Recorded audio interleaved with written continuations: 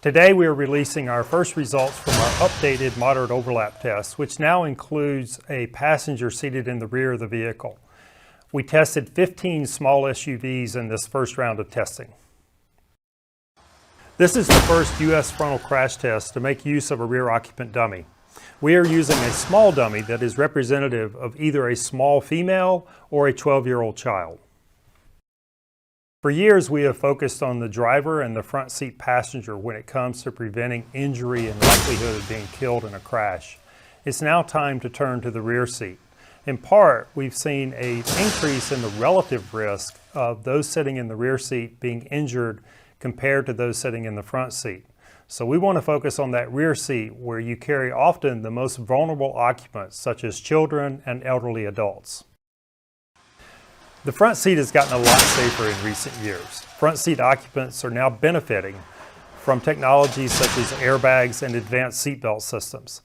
This same level of technology often does not exist in the rear seat to protect those occupants. Advanced seatbelt systems that we often see in the front seat of vehicles these days include two specific technologies: crash tensioners and load limiters. A crash tensioner activates immediately upon a crash beginning and pulls you into the proper seating position.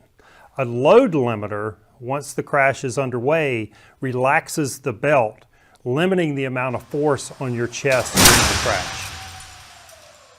When it comes to evaluating new vehicles in this test, we are looking at how well the occupant compartment holds up structurally.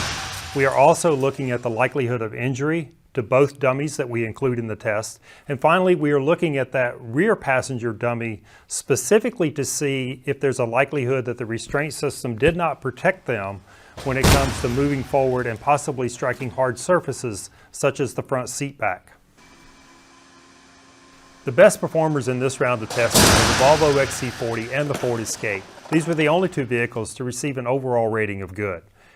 In each vehicle, there was a low risk of injury to the dummies, and the restraint system in the rear seat did a good job of keeping the dummy away from hard surfaces. 9 out of the 15 vehicles in this round of testing received a poor rating. In all cases, there was an elevated injury risk to the rear dummy. In some vehicles, we saw excessive force on the chest of the dummy. In other vehicles, the dummy's head either struck or came close to striking hard surfaces in the vehicle. In the Mazda CX-5 and the Honda HR-V, the lap belt on the rear passenger dummy slipped upward from the pelvis into the abdomen. This is known as submarining and can increase the chances of abdominal injuries.